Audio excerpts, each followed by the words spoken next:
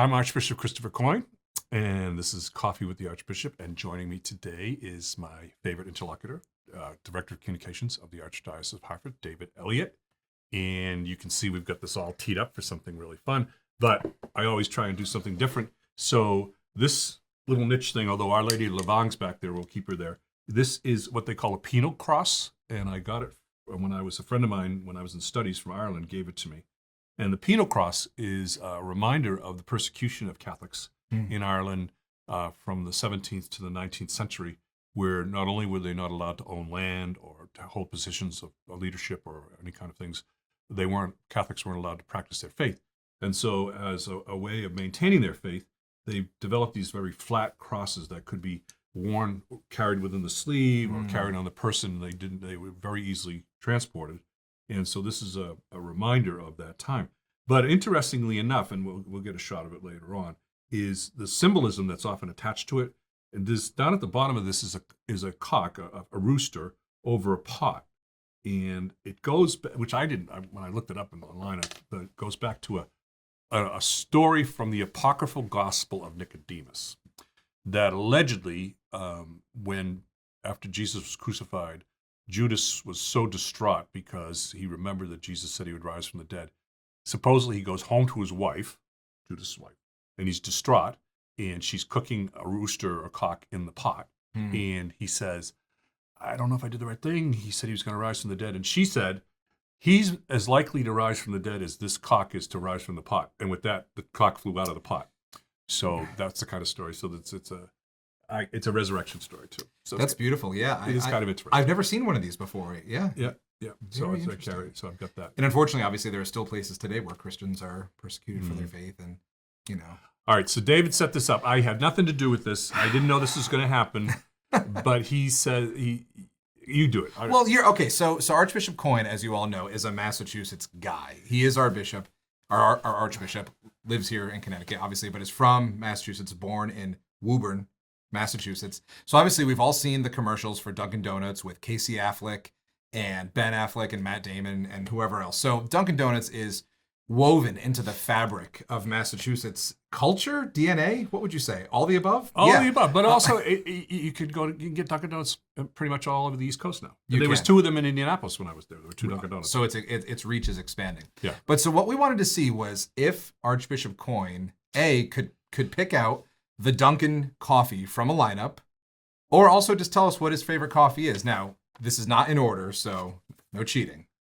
But yeah, but he went to like Burger King, and if I choose the Burger King, I'm just giving up coffee. Burger King underrated. No, actually, underrated. Burger King is underrated. Okay. In fact, Zach is off camera. Actually, I just found out it's Zach's birthday. Happy birthday, Zach.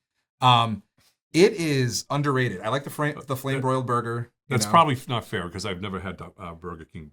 Well, you might be enlightened by their fantastic offerings during this taste test. Okay. Now I will tell you that on the weekend, if I have time, I do a whole process of French press coffee. Okay. With coffee that I buy from a collective down in Colombia called Coffee the Cross, Guatemala, Coffee the Cross, and all the money goes to support the local community down there.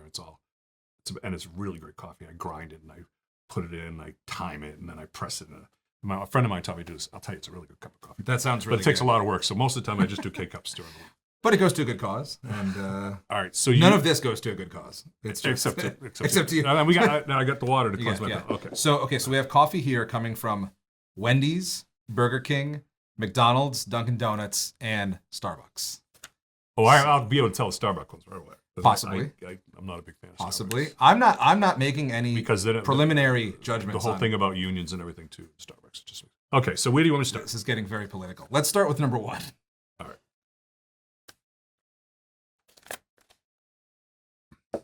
How does that grab you? That's not Dunkin' Donuts. Okay. It's probably Starbucks, but I'm not sure because it's a little bit of a French roast. But I'm not. Nah, I don't know. But it's not Dunkin' Donuts. Okay, not Dunkin' Donuts. It's not Dunkin' Donuts. But overall, you're somewhat pleased. No, I wouldn't know that. I didn't really like it. Okay. I wouldn't know it. All right. I wouldn't say, I'm going to stop and get that. Okay. So we got number two here. How do we feel about number two? It's a mild. It's not. It doesn't have a roast flavor to it. It's obviously Colombian, Araban coffee, Colombian. So it's not a French roast. It's mild, and it's got a lot. We gotta be careful because some of them have more cream than others. Yeah, I did tell them all one cream when I went through the drive-through. I know that's how you take it, right? One cream, that's it. Mhm. You don't do any sugar or. I usually do pink sweet. Oh, okay. So this is all just one cream. But yeah, I can live with it. Okay, in a pinch it'll do. Yeah, and I'm not sure about that one. I have to taste them all. All right, number 3. Here we go. Going in.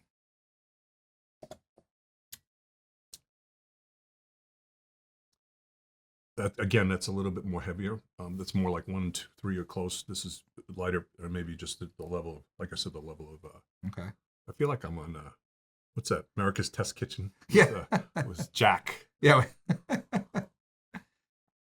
Jack. We got the palate cleanse. We're going in for number 4 here. Yeah. I'm not going to divulge anything about these while we're in mid. It's all going to be after.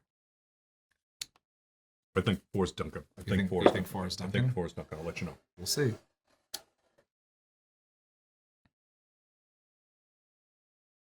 Let me see.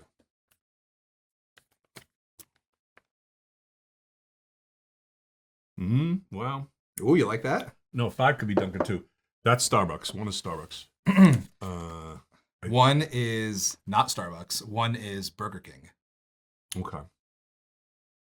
So you thought interesting that you thought the cheapest one was the most expensive. Well, because it's one. got the most bitter flavor on the side. Did you get the regular Starbucks or did you get Americano when you got it? I simply ordered a small coffee with, and I know they're not called smalls. I think I really offended their sensibilities actually now that you brought it up. I just said a small coffee with cream, 1 cream. I mean, I think 4 is Dunkin's. 4 is Dunkin'. You're right. Okay. I'm really impressed actually that you picked that out of the lineup. Yeah, I think I said that. All right, so your Massachusetts card is safe. Okay. For 4 now. is Dunkin's. Now, if I was to guess, because I've had McDonald's. Did you go to McDonald's? Yeah, there is. McDonald's coffee is represented here. He's not even cleansing the palate anymore. That's how much of a pro Archbishop is.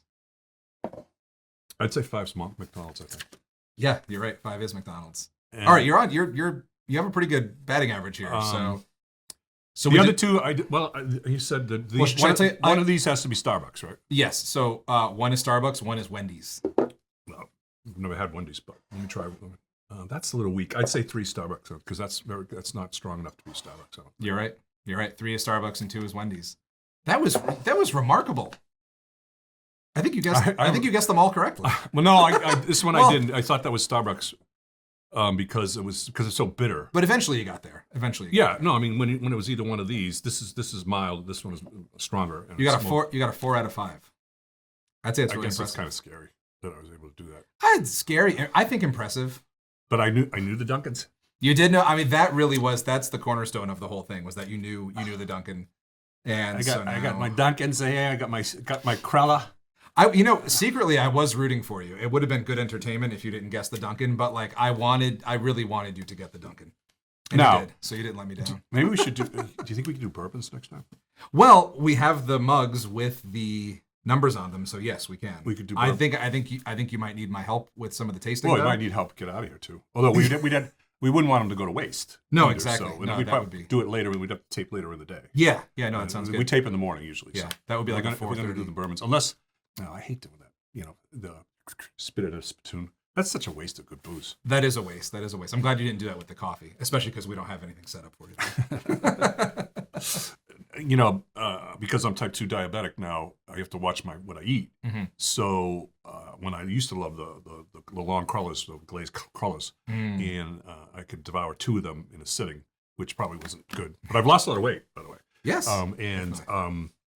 So what I usually have is a bagel. But actually, I found out there's a lot of sugar in bagels too. Oh, don't tell me that. You got to be careful about I it. do enjoy an Isaac's bagel down the road. Ever since we had him at one of our Better Together committee events, I've been going. I did have one of those. The cinnamon raisin with honey walnut cream cheese has been my go-to. Okay, that's just like bad. It's just like all kinds of sugar. But hey, listen, I'm gonna put my right hand over my left shoulder. Good job. Yeah. Good job. Your award certificate is going to be coming in the mail. And Dunkin' Donuts is gonna send me some kind of like a award too for being such Yeah, I think you deserve one. Okay. All right. Oh, by the way, Yeah. folks, these segments of Dining with the Archbishop, they're supposed to be playful like this. I get some people comment in those texts and they'll say, how come you're not talking about serious things or anything like that on the camera? And I say, I do. It's usually it's on the Archdiocesan webpage. It's in statements that I put out or something like that. This is just my fun time to be with people like yourself and others to get to have a good time with them so that people get to know me, get to know the people I work with. I suppose we could get into some serious stuff, but that's not the nature of this, the Archbishop. What I'd like to do is I'd like us to go to the archives. See if she'd let us into archives. We could film about 3 or 4 segments in there. That would be fun. But getting to archives is hard. I think you'd be the one to need to ask the permission. Yeah. She did let me in Okay. recently to look at some stuff. We love Bridget. I love Bridget, by the way. Bridget, I love you. Bridget's very, very security conscious. So Yes. And she let me in without putting a mask on, too. Oh, okay. Yeah. So then she's done so well. Then. Yeah. Well, thank you for setting this all up, David. I had a wonderful time. Wonderful. And I am impressed with myself. Yeah, we all are. This is Coffee with the Archbishop, and I'm signing off. God bless.